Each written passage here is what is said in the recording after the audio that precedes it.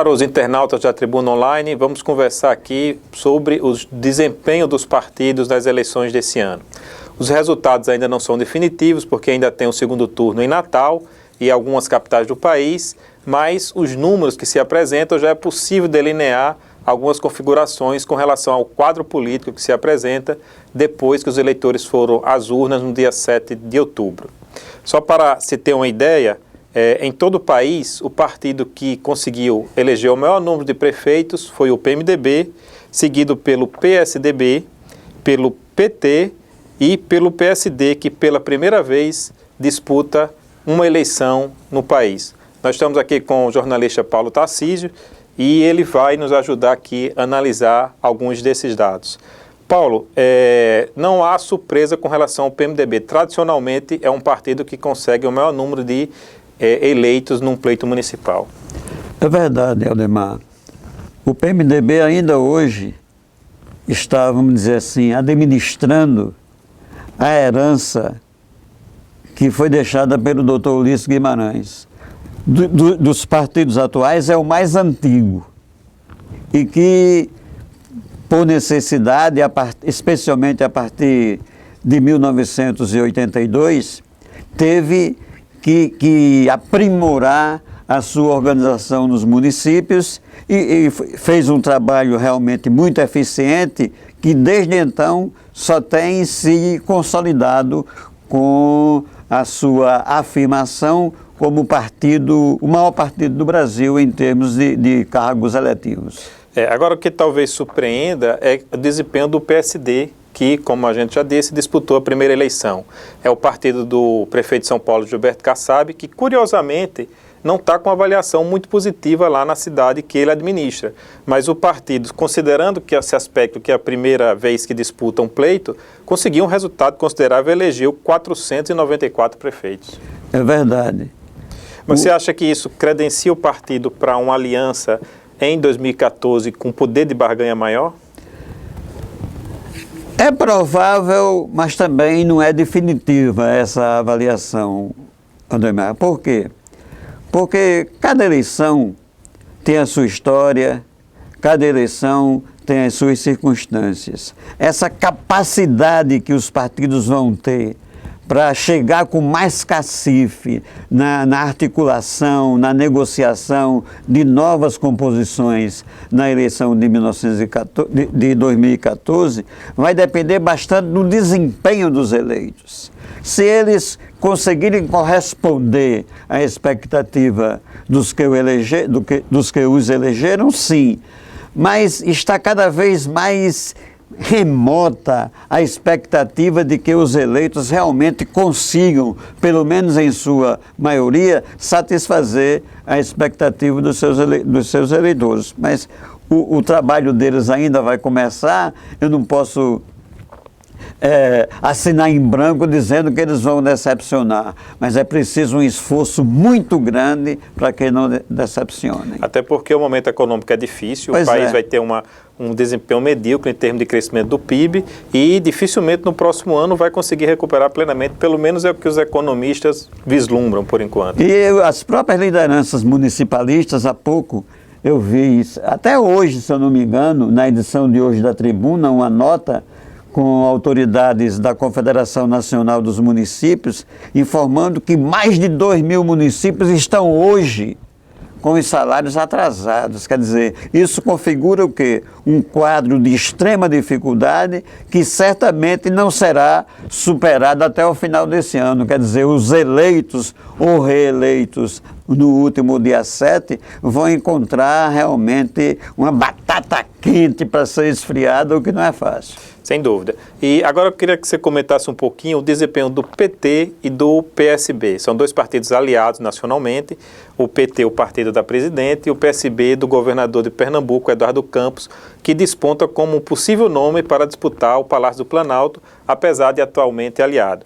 O PT ficou em terceiro lugar no número de prefeitos eleitos, foram 626, o PSB em sexto com 434 eleitos. Você acha que o PSB sai fortalecido das urnas ao ponto de poder fazer frente ao PT em 2014? Certamente, a nível nacional, o PSB vem galgando uma posição de maior respeito, de maior credibilidade perante a opinião pública, principalmente por conta do desempenho do governador de Pernambuco, Eduardo Campos. Já na recente campanha decidida em Recife, no último, logo no primeiro turno, por exemplo, quando o governador anunciou o rompimento da aliança que tinha com o PT na administração do Recife, de nossa senhora, esse governador está partindo mesmo para um desafio que eu achava que dificilmente ele conseguiria vencer.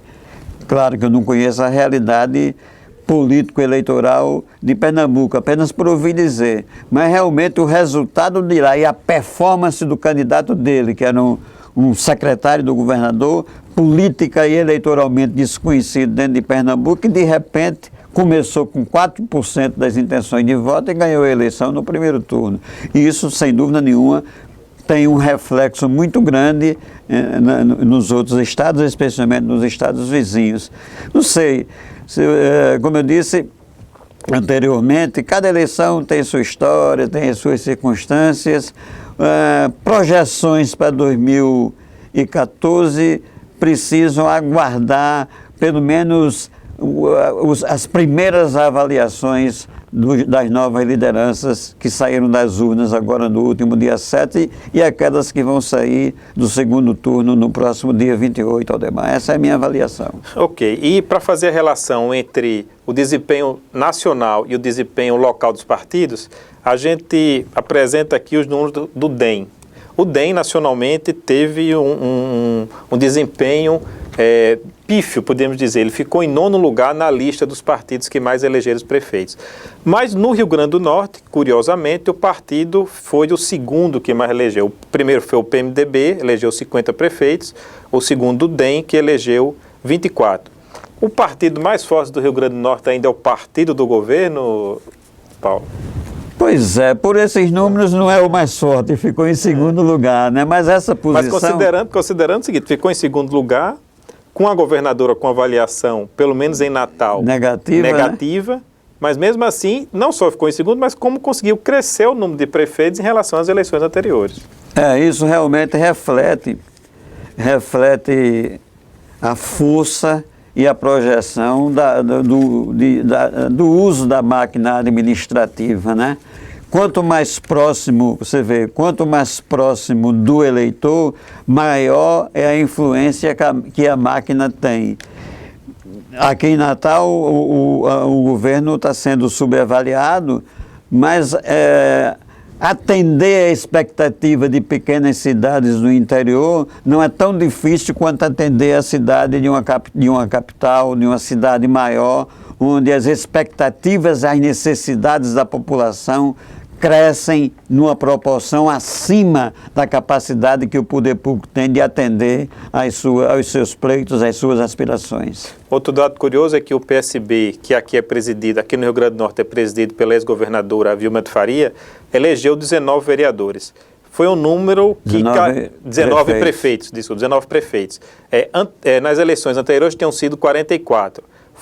Foram 25 prefeitos a menos, e o que mostra também que deixou o governo, a força política perdeu a força da máquina, diminui a força política da legenda, sem dúvida. Ou seja, o poder da máquina no Rio Grande do Norte ainda prevalece muito nas eleições municipais. E especialmente no interior, que as cidades parecem até cada vez mais distantes dos grandes centros e com pequenos pleitos atendidos geram um reconhecimento, uma gratidão da população que se beneficia. Às vezes é uma obra pequena para quem está distante, mas de grande relevância para quem vai efetivamente utilizá-la. Agora, Paulo, considerando esses números, quais são as lideranças que se fortalecem e se consolidam como protagonista na cena política do Rio Grande do Norte? Você vê alguns que conseguiram se sair melhor, outros que diminuíram o seu poder de influência. Que cenário a gente poderia traçar com relação a isso?